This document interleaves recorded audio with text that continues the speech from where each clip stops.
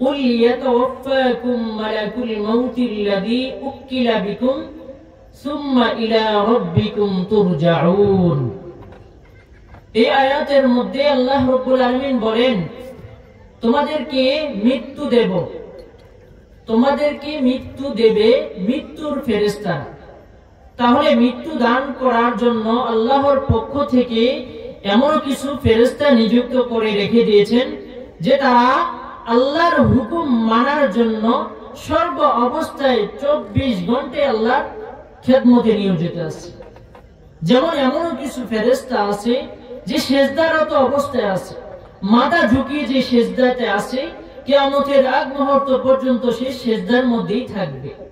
এমন কিছু ফেরেশতা আছে যে তাকবীরে তাহরিমা হাত উঠিয়ে রাখছে, সে কিয়ামতের আগ মুহূর্ত পর্যন্ত হাত উপরেই রাখবে।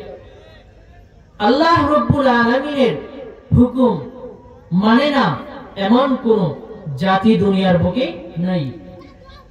আল্লাহ রাব্বুল আলামিন আমাদেরকে সৃষ্টি করার আগে ফেরেশতাদের একটা দল আল্লাহর কাছে ডাকলেন, বললেন যে আমি দুনিয়ার মধ্যে এমন একটা জাতিকে সৃষ্টি করতে চাচ্ছি যে আমার ইবাদত করবে, আমার তাসবিহ তাহলিল নামাতের মধ্যে লিপ্ত থাকবে।